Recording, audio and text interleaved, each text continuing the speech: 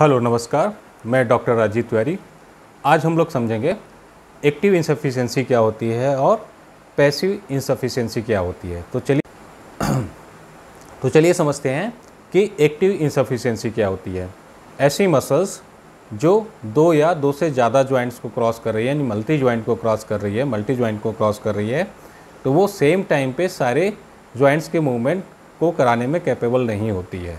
Example के लिए जैसे flexor compartment of the four arm की मसल्स, ये एल्बो फ्लेक्शन, रिस्ट फ्लेक्शन और पीआईपी डीआईपी फ्लेक्शन के लिए रिस्पॉन्सिबल होती है, यानी हमारी फिंगर फ्लेक्शन के लिए रिस्पॉन्सिबल होती है। जब हम सेम टाइम पे एल्बो फ्लेक्शन कर रहे हैं, फिर रिस्ट फ्लेक्शन कर रहे हैं, उसके बाद अगर हम फिंगर फ्लेक्शन करते हैं तो हमारा फिंगर फ्लेक्शन अच्छे से नहीं हो पा रहा है, कंप्लीट रेंज नहीं मिल पा रही है।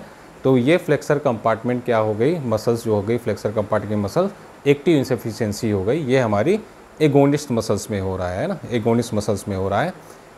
फिंगर हमारी फर्दर फ्लेक्स नहीं हो पा रही है, हमारी मुट्ठी अच्छे से नहीं बंध पा रही है, तो इसको हम क्या बोलेंगे, एक्टिव इंसफिशिएंसी। वही अगर हम रिस्ट को एक्सटेंड कर दें, उसके बाद अगर हम मुट्ठी बांधेंगे तो क्या हो गया, हमारी मुट्ठी अच्छे से बंध जाएगी, तो क्या हो गई, हमारी एक्टिव इंसफिशिएंसी ख़त्म हो गई। लेकिन अगर हम रिस्ट फ्लेक्शन और एल्बो फ्लेक्शन के साथ फिंगर का भी फ्लेक्शन करेंगे तो इस जॉइंट्स के लिए ये मसल्स फर्दर शॉर्ट नहीं हो पा रही है, फर्दर शॉर्टनिंग इसमें नहीं हो पा रही है, क्योंकि पहले से ये शॉर्ट हो गई है।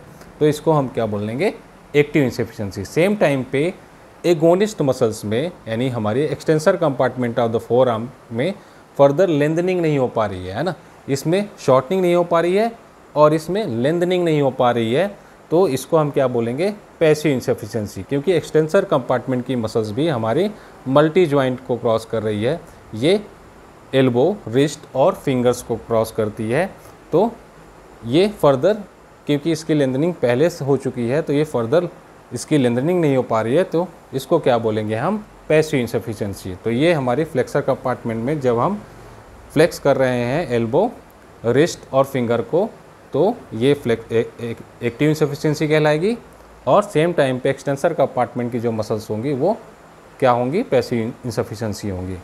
तो होप सो आप लोग को समझ में आया होगा कि एक्टिव इंसफिशिएंसी क्या होती है और पैसिव इंसफिशिएंसी क्या होती है। तो आप लोगों को क्या करना है, कमेंट बॉक्स में इस तरह के और एग्जांपल्स बताने हैं एक्टिव इंसफिशिएंसी और पैसिव इंसफिशिएंसी के। Thank you so much.